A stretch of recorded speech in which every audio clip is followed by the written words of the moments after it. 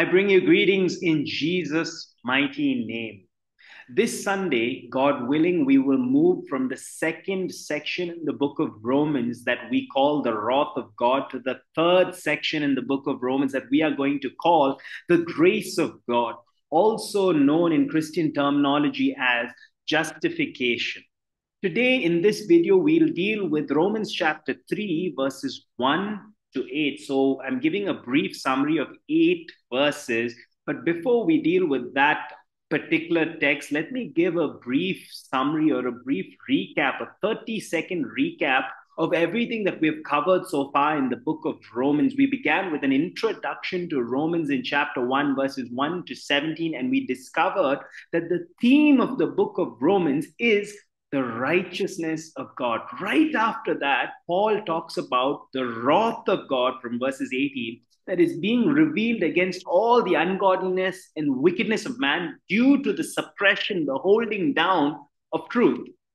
And from verses 18 of chapter 1, right up to chapter 3, verses 20, Paul is talking about the wrath of God because of the universal condemnation of mankind, all people groups. And he targets two groups that includes everybody, the rebellious group in chapter 1 and the religious group in chapter 2 and chapter 3. In chapter 3, verses 1 to 8, the text that we're dealing with today, Paul foresees some objections and he responds to them. He has an imaginary objector in mind. Because if you remember in the previous video that I did, if you watched it, the Jews thought they were special for two reasons. Reason number one, the reception of the Mosaic law. Reason number two, the rite of circumcision. And so they thought they were special, but Paul dismantled that argument. He said, what's the point of the law if you don't obey it? What's the point of circumcision if you don't keep the law? He says circumcision is the circumcision of the heart by the Spirit. And so now he foresees in chapter 3 that some Jewish people may have some objections. They might begin to argue. And he says something in chapter 3 that we're going to read right now. I'm reading from Romans chapter 3, verses 1 to 8. Then, what advantage has the Jew? Or what is the value of circumcision? Much in every way. To begin with, the Jews were entrusted with the oracles of God, the word of God. He says here in verse 2, to begin with, first of all, chiefly. Usually when a person says, first of all, you expect them to then later say secondly, thirdly, fourthly, finally, eventually, whatever it is.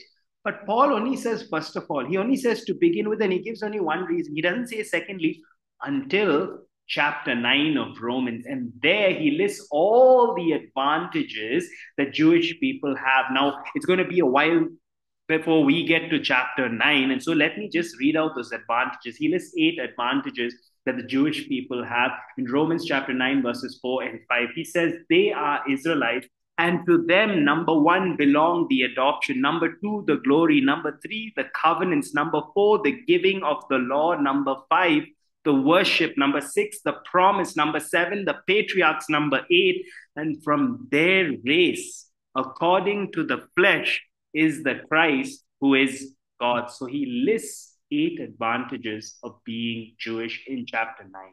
But here in chapter 3, he talks about the primary advantage, the most important advantage of being Jewish. And he says Jewish people are privileged, have an advantage because they received the oracles of God, the word of God. Let's go on and finish this section. Let me begin to read again in verses 3 right up to verse 8 now. What if some were unfaithful? Does their faithlessness nullify the faithfulness of God? By no means, says Paul. Let God be true, though everyone were a liar. As it is written, that you may be justified in your words and prevail when you are judged. Verses 5. But if our unrighteousness serves to show the righteousness of God, what shall we say?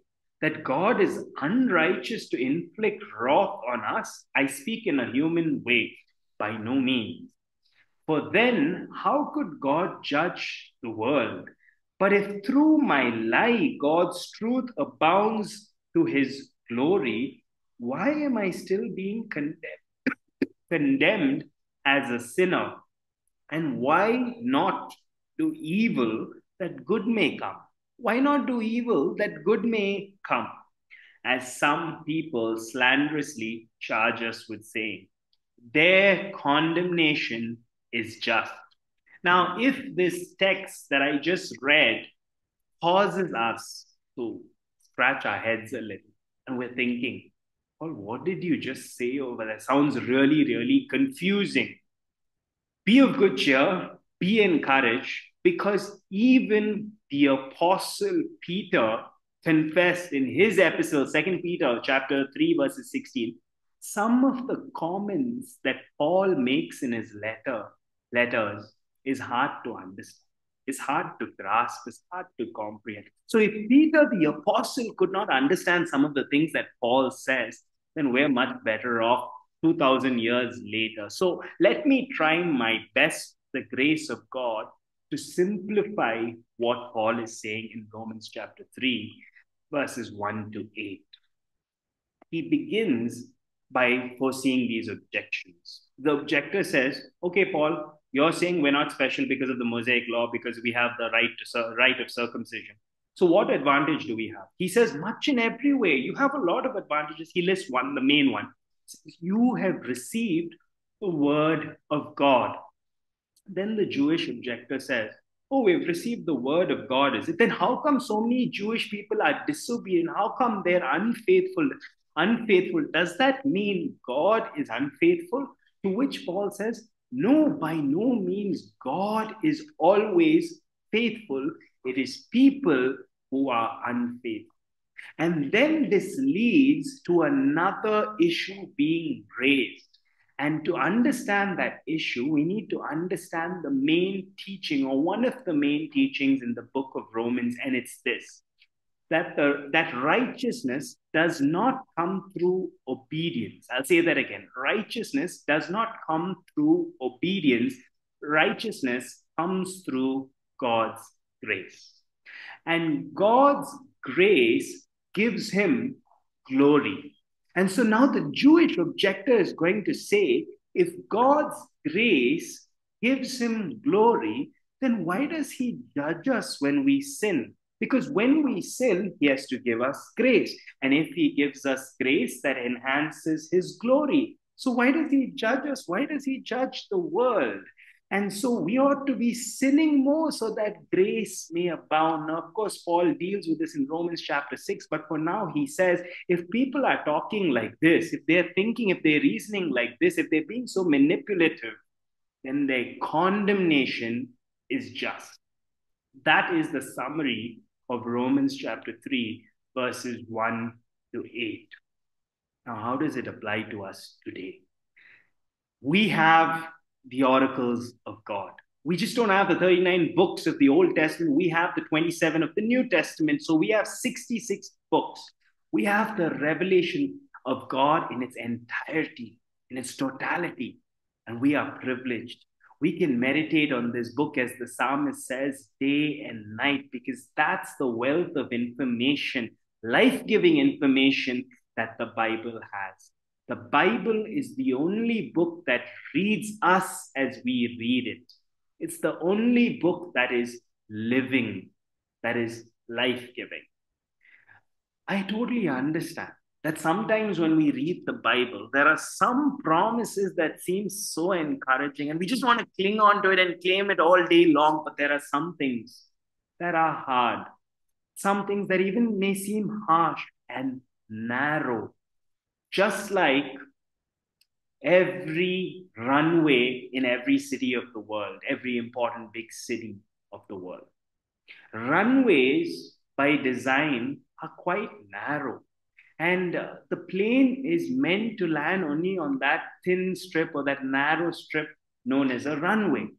What if one day you were flying between two cities, and as the plane is about to land, the pilot comes on the intercom and he says, "Passengers, I just want to let you know, next to the runway there's this huge field and it's very big. Don't worry. Can I attempt to land the flight over there, land the plane in that big field?"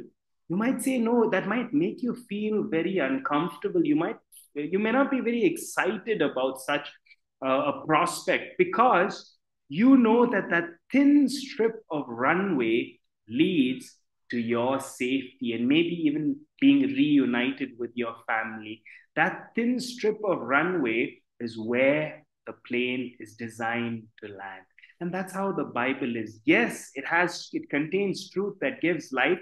And yes, by nature, that truth is narrow. But when we follow the narrow commands, the narrow instructions of the Bible, it leads to our eternal safety. It leads to life. May God, through His Spirit, help us apply His word in our daily lives. God bless you. See you on Sunday.